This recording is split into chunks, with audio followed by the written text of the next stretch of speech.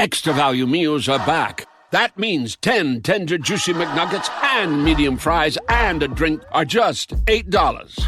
Only at McDonald's. For limited time only. Prices and participation may vary. Prices may be higher in Hawaii, Alaska, and California, and for delivery. The Business Owners Podcast is brought to you by Business, Business, Business and Enivar Group with your hosts, Linda Reid Enivar and Clive Enivar.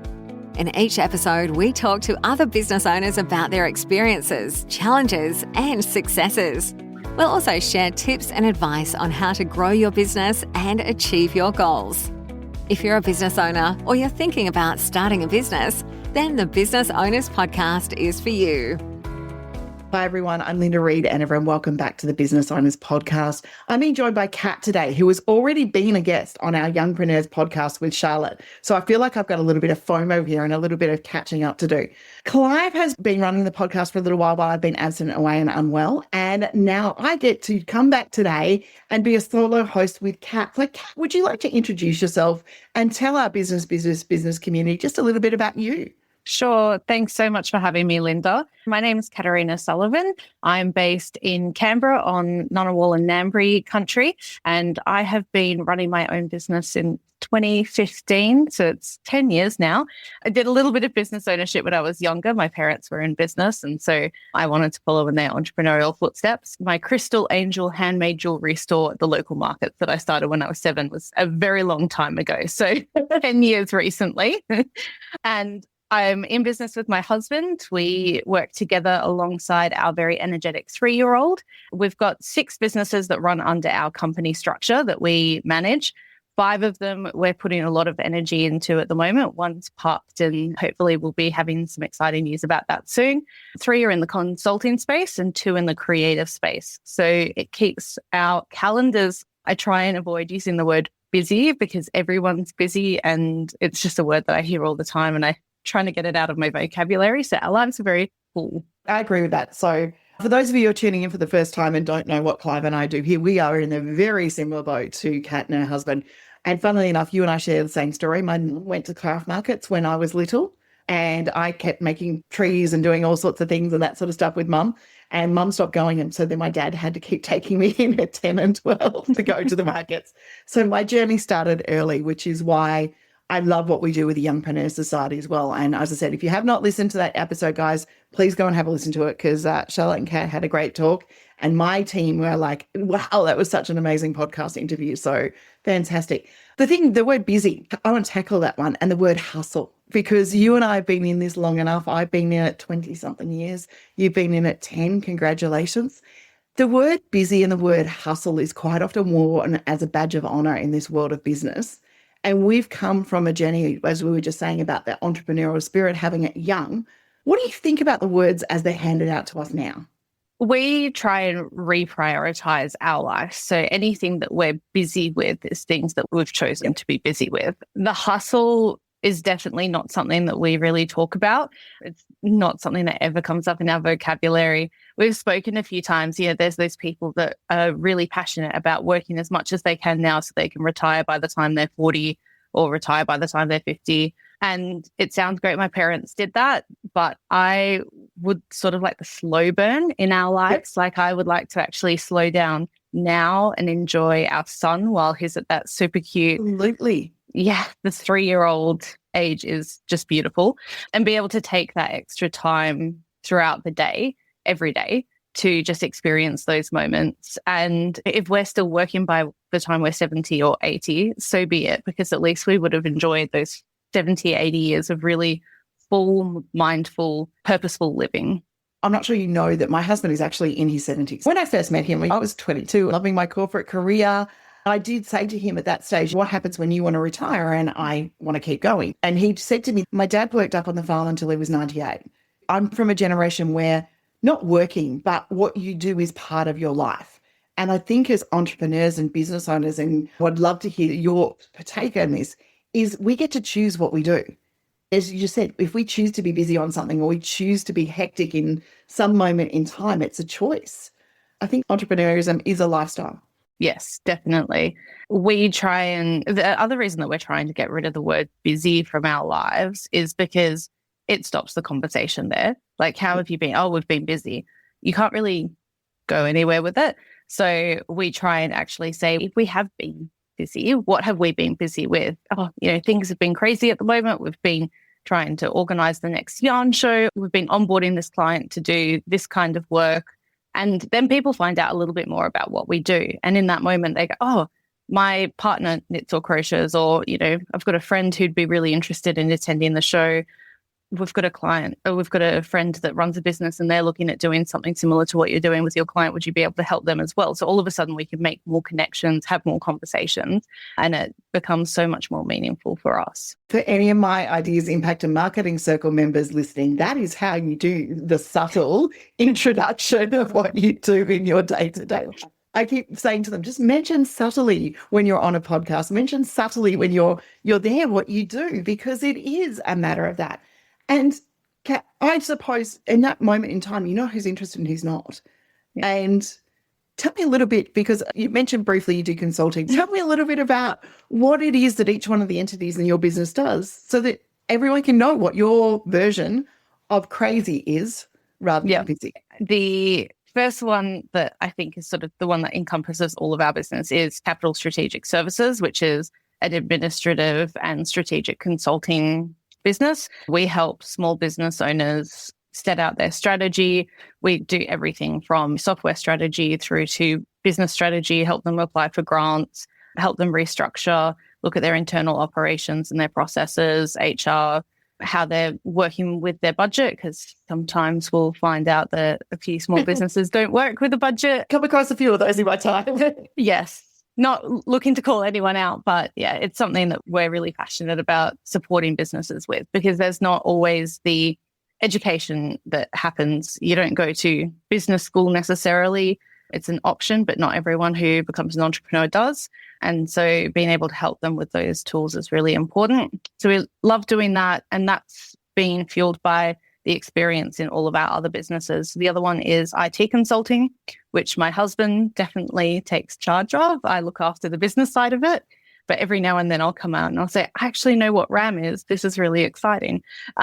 So he does a lot of IT consulting, both for individuals and for businesses. So he'll do everything from going out to retirement villages and setting up new printers all the way through to getting a new software suite for an organization or getting them all onto a new product. And then we do strategic sustainability consulting, so helping businesses navigate some of the new regulations that have come out around ESG and reporting, and making sure that they're telling their story in a way that people will understand, and helping businesses really attract that target market that's looking at businesses that are for purpose, looking to do something positive with the planet, and helping them in that journey, because there's a lot of greenwashing in the space. There's a lot of landmines when it comes to sustainability. So we just help them navigate that and give them the assurance that they don't have to be perfect. And then we've got a product-based business where we sell recycled eco and novelty yarns to knitters, crocheters, weavers, spinners, and the rest of it. I've been knitting for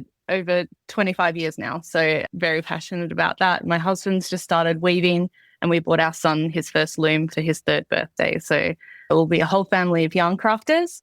And then as we were running that business, we found that there wasn't really that impactful industry event that got together politicians and different industry professionals into a space to talk about the challenges for our industry. So we created the Australian Yarn Show, and that runs once a year in March in Canberra. It's the biggest yarn-focused conference in Australia now. We're just gearing up for our 3rd year next year. Fantastic. It's really, really good. You mentioned the word thing about budgets in business, and I talk about it from the point of view when someone comes to me as a marketing consultant and a systems person, the first thing they come to me is, I need more marketing. And I'm like, okay, but what budget do you have for marketing?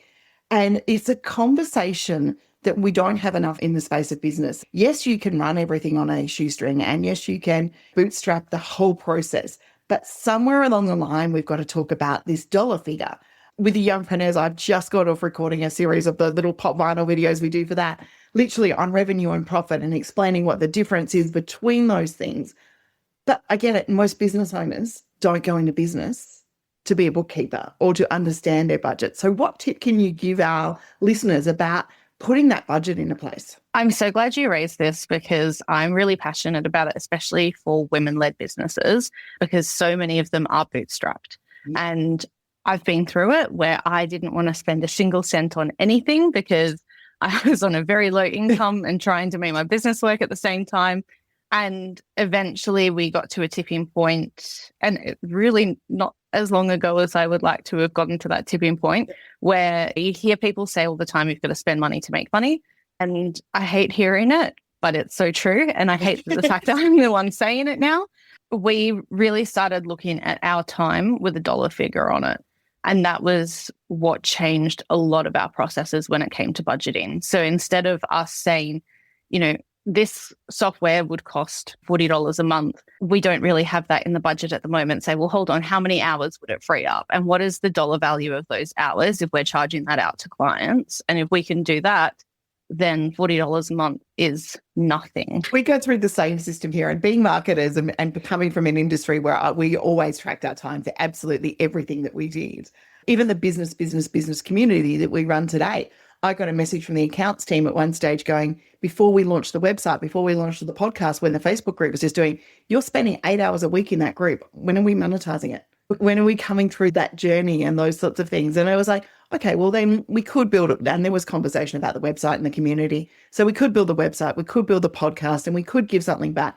But, you know, I'll go into every meeting that is looking like that from both sides of you and going, well, what's the value of you appearing on a podcast, or what's the value of you guest speaking? And I'm like, well, always it's audience. Always audience potential is huge, but also spending money to make money. So I look at tools now that we use in-house here, and I can pick a few of them. One is Descript, is our video editing tool, and it just keeps adding AI features in there that save us so much time. And when we first came in, it just gave us 8 hours back a week in video editing time. And it's all of those things like that that we don't understand. And for those business owners out there that go, but I don't charge X amount per hour, there is still a cost to your time when you're putting something together. So if you're making a product, how many more products can you make in that time to get out and have ready to sell? Because that's your value. We're so passionate about making sure, especially being in the yarn space where people are selling products that they are spending hours on, we're very passionate about making sure that people are putting a dollar figure to their time. Charging appropriately. Yeah. A lot of advice I see float around says just take your materials and double it and charge that. And so I think women are at the biggest risk of this because that women are doing a lot of the handmade items, especially in the yarn craft industry. It's just the demographic that is attracted to it. My husband, and he's got a group, they call themselves the Men in Yarn. I love it. And they're trying to break a bit of that barrier and talk a lot about men's mental health and the importance of yarn craft for men's mental health and men's spaces. But at the moment, it is the majority women. And what we see is women charging way less than what they should be for the beautiful handmade artistry that goes behind their products. I came from a corporate background, so I was able to stand up and say what I was worth. But I made the exact same mistake that these product-based businesses do. When I came into the industry and came back consulting for myself and heard that this person had been ripped off over there or this person had been ripped off, I went, well, I can do it for the bare minimum because it's only my time and I'll make up for my industry. All that did was burn me out. And in your product component, and we do in that same space, Charlotte had got upcycles and we got onto this event and market, and this woman came out to her, and it was a fellow woman in front of a child. They're too expensive. And I said, okay, for a moment, please let me teach my daughter a lesson while we go through this. How much do you think it's going to cost her to purchase the jacket? How much do you think then it takes her time to, you know, design what she's doing with the patches or printing it and putting that component together? Okay, so, and then how much time do you think it's going to take her to put it all together and then market it and then photograph it and then bring it here to be inside all of this area? I said, basically, if I calculate it where I calculate it, at a 16-year-old, she's currently making $15 an hour once she sells one of these jackets. I said, so forget the square costs and all of the other costs that were in there. But every time, and this comes down to whether you're a small business owner or whatever you're looking at, every time you go, you're a small business owner and your husband lets you have your business, you should be able to do that cheaper for me. And just because you're a small business, just because you're a product-based business does not mean you should not charge what you are worth. That's 100% true. I see stuff coming out from designer labels that are nowhere near as beautiful as some of the handmade, hand-designed products.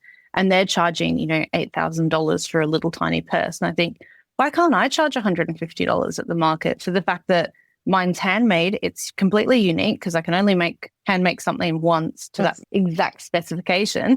There shouldn't be any issue. And another thing that we've had to get really comfortable with in business, and this is what I definitely encourage other business owners to think about, is that not everyone is your ideal customer, and that's okay. And so being able to be at a market or be in a handmade space and say, this is the price that I'm charging. If it's out of your budget, there's other alternatives for you. You can have a look, or otherwise you can save up or sign up to our mailing list. We offer discounts seasonally. Yep. We do a 10% discount for your first order. We've gotten really comfortable with being able to say, no problems. We're not compromising on our values, on our promise. If you want to find someone else, there's a whole World Wide Web out there that you can Google search, whatever AI search. Absolutely. I think what Kat's just brought up to us there as well too is not every ideal client component. Now, we know Clive talks about ideal clients all the time, and I talk about saying no to things. What tips do you have around that word no? And it's not selfish. My parents are two very different business owners. My dad is very straight to the point, and my mum is the most gentle, sweet soul that you'll ever meet. I inherit both of their traits. I find it hard to say the word no to people, so I find ways to soften it. We can't compromise on this. This is something that is integral to our business, and we're happy to help you look for an alternative or suggest something different. One thing that Dad always taught me in business was yes and. No, so saying yes and to something, or if something doesn't sit right, no, but I can do this instead. And so we do try and find people or software that we can recommend to replace, obviously not replace what we would do, but to maybe fill a gap that they're experiencing that wouldn't be the full service that we offer, but maybe $40 a month with the software is cheaper than coming to us. They might use the software. They might realize that actually it's not doing the actual job that I need it to do, and they'll come back to us. But I struggle with saying no. I'll be the first to admit that. So I find ways to really soften it. And for people who are like me, which I know there's a lot of people out there, my husband's one of them as well, we just find ways to really soften that no into here's how I could help you instead. Look, I think that's a really good point. We can say no without being, punching in the face component. The one thing I'll say in this industry for close to 20 years now was saying yes just because the client needs someone like you buys us a problem, because normally if we've said yes to someone who needs us but isn't the right fit, we're going to spend extra time on it. So basically we've bought ourselves a problem. So being clear enough to say, no, that's not it, or no, right now I don't have the capacity, or you need to do work. Most people come to me going, hey, I need the magic marketing pill. And I'm like, if I had it, I would give it to you, and I wouldn't be doing all this other stuff because I'd just be out there selling the magic marketing pill. But what they often need and what we're often looking for is the strategy or the right foundations in place before they come. So I've spent many times going, while you could go to market now and I could take a huge amount of money off you inside this space, the better spend right now is to get your strategy and your ducks in a row. And here are some people that I think you should work with first. And then when you're ready, come back to me. That has paid me back more and more times in this industry than taking on a client when they were not ready. And sometimes it's big, but guys, the one thing I would say no. And if your gut is literally saying this doesn't feel right, run in the opposite direction. It is one of those entrepreneurial skills we all have to pick up inside this space. We take on clients here and they either outgrow where we need to be, or their style of what they need and how we work as a team is different. And in the end, we just go, look, it's great. We've been working together for a while. We've got you to a certain point. Now I think there's, X, Y, Z, or there's a clash inside this space. So we move people on, and that's fine. You can do that inside that area. And I normally say to my clients, if I've done my job well as a coach, by the end of 12 months, you'll either be looking for a full service marketing team or you'll have graduated to our full service marketing team. But, that's what you want me to do. You don't want me to be around in your life forever. And we've had those similar conversations as well, even in the strategy administrative business, where people have had to do these big projects in their business with a very limited budget. And we maybe give them the tools to do it in-house and then say at the end of it, come back with the draft product to us and we can review it, as opposed to let us draft it from start to finish and give them some guidelines and help them work within what they can do within their budget, as opposed to compromise on what we would charge based on our expertise. What do you think are 3 things that we need to have as an entrepreneur when we go into this world of business? The first one is open-mindedness without any hesitation, especially with what's happening in the digital space with AI and technology. There's so much changing daily. Every time I open up my email in the morning, I get a few different newsletters updating me on what's happening. It feels like there's always something going on. And so we always take a really open-minded approach that if something new's released, let's go and play with it and just see if it's the right fit for us. If not, we might have lost 10, 20 minutes, but at least we would know. So just keeping that really open-minded approach. I think the second one is being true to your values and knowing what your values are. This is so important. We see a lot of businesses get lost when it comes to the purpose of their business, their vision statement, their mission statement, their values, and trying to be everything to everyone. But just being able to stay true to what those values are and really bring that through every aspect of your business. Something we focused on when we started the Australian Yarn Show was community, connection, collaboration. Those 3 words came up in almost every social media post, every email, every page of our website. We spoke about it so much. And the first show wasn't without its hiccups, as any first event would be, but everyone came with that spirit of community, connection, collaboration, because we drilled it into our clients and customers and attendees that that's what we were about, and everyone lived out that. And it was beautiful. So being really clear on what those values are and staying true to them. We've had people email saying, I don't want to come to your show because, it's too expensive, or I'm not interested in the talks, or whatever. They're not our client. That's fine. There's plenty of other shows and we attend them as the product-based business, so we'll see them there anyway. But we're really passionate about curating that space of people who live out our values. So I think as an entrepreneur, you've got to focus in on that.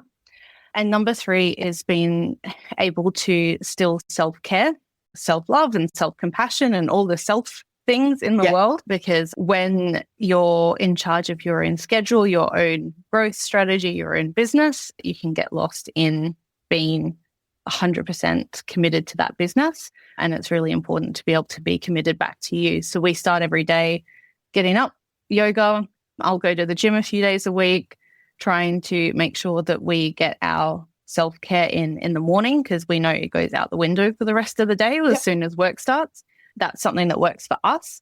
It doesn't work for everyone. Some people might be late night, but just knowing that window that is that sacred time for you, I think is really important and valuable as well, especially when it comes to something that we talk about with the sustainability consulting business is sustainability of self. So not just looking at your sustainability of your business, but how are you making yourself as a business owner sustainable? Because you're not on the balance sheet, but you are the biggest asset in your business. Absolutely, 100% in there. And Kat was just bringing up those points about making sure that you have the self-care. And guys, you've heard me talk multiple times about it. I have Friday as what I call my do what I want day. And we're talking on a Friday because that happens to be part of my do what I want day within the business. But getting those foundations right was really huge, because especially when we first came into business, I remember that, just even the thing of, I've just got to do it. I've just got to make sure that we get it done and we go through that area. And you can fall back into that trap. And I'm going to tell you time and time again, even I fall back into that trap every now and again, which is why my body just said, no, you can just take a week and a half off, because we're going to make sure that you don't lose who you are within this business, lose who you are within this journey. And as I said, we've learned it time and time again, but don't fall into the trap of it has to be done, so I need to do it. Kat was saying about spending money to make money, delegating out to people who've got the right skill set. It saves you so much time along the way. Kat, I'm going to thank you for joining us. We've got a few questions that we ask every podcast guest, and it's just, because we have a little bit of fun and it started like being fun in the process. So our first question is, are you a tea, coffee or hot chocolate or other drink type of person? I'll have my 2 coffees a day, and I drink a lot of water, like 6 liters of water a day, and I'll top it up with a cup of tea if it's a especially cold afternoon. Fantastic. Early morning person or late night person? I'm both, but not on the same day. So I'll either stay up late and I'll be super focused. One thing that I will bring up for women as a sort of final tip, cycle hacking is life-changing as a woman in business. Knowing what stage of your cycle you're up to and how that's going to fuel your productivity and your happiness and fulfillment. Some nights I'll be up late because I know that's my most productive time. And then other times I know I have to get to bed at 9:30 and just get up early in the morning and get some things done. I have a little app on my phone called Rise, and it reminds me of where I'm sleeping and what my areas are. And last night it was like, you need to go to bed at 9:37 so that you can make up for some of your sleep debt that you over the last couple of days. If you could have an entrepreneurial brainstorm with one entrepreneur living or dead, who would it be? I'm going to get emotional if I say this because I'm super lucky that I get to have a brainstorm pretty much anytime I want to with my dad. Even out of anyone in the whole world, I'd still want to chat to him because he's been such a big support. See, I'm getting emotional. He's been such a big support in our business, and he has found a way to really give us advice that balances hustle and the grind and the busyness, but also he's lived it all where him and mum worked 22-hour days, 7 days a week for 3 years straight when they first started their first of their food businesses, which is the industry he was in. And he never wants us to go through that. So he's very much focused on work really hard, but get sleep and enjoy your kid. That's amazing advice along the way. And then one final tip you would like to leave our listeners with today. One thing that I would definitely encourage people to do is schedule in reviews of your business. So times where you sit down, review your strategy, review your goals, review your KPIs and OKRs and whatever you're working on at the moment, your systems, your software, make sure they all line up and just take a day or two. If you've got the finances to do it, to get away for the weekend and book somewhere nice and make a trip out of it. But definitely find that time, a couple of days, maybe once a quarter or once every 6 months, once a year, whatever works for your business and your cycle of productivity. But just make sure that you're reviewing that, because I think as business owners, we can get caught up in just running the business. And then all of a sudden it's 4 or 5 years down the track and we haven't reviewed what we're doing. Absolutely. I'm going to add one into that one. Review how you feel within that business at that moment in time. Is it serving you? Is it doing what you want to do? We have a rule here that if we stay in the office and we stay within this space and we work from home, even if we stay with the office with the team, Clive and I, when we have our CEO meeting, have to go off premises because we can find something to distract us here that will mean that we're not focused and then we go at each other. So we go off premises to have those meetings, and that's effectiveness. But I even go off once or twice a year for 2 days by myself to go, how do I see my products working? How do I see my services working? Time off by yourself, but also time off as a business entity is also really amazing inside that space. So that was a really, really handy tip to leave us with today. What's your motto? I don't know if I have a motto, actually. I think I've been going through a big journey of growth over the past few years, and I've just been focused on showing up every day as that person that day, as opposed to really having something specific that's driving me all the time. I think especially getting into business so young, being able to just let myself grow alongside the business and just knowing that every day there's going to be a new challenge, something new that I'm going to learn, just really accepting that for where it is. Maybe once I'm more sure of myself, once I go through my 30s and I can come out the other side to say, I've got a motto and I know exactly what I'm about. But I think just finding that development and growth as I go along is really important. Let you in on a secret. Mottos change in business no matter where you are. At the moment, you're in the growing phase. Just be happy to grow. Be happy to grow within that area. Kat, it's been an absolute pleasure to have you on the podcast and to talk about how we change words and do all of those sorts of things. Please enjoy your son while he is young. It was the reason I got into business, was to allow myself to be a mum for Charlotte and then do what we do right now. So, it was my reasoning behind why we established what we established even before she was born, was to get ourselves into this space so that I could be there when my child needed me and enjoy those moments. Pro tip, if he hasn't learned that already, mine learned how to turn the computer on about the age of 3, so don't leave them low lying.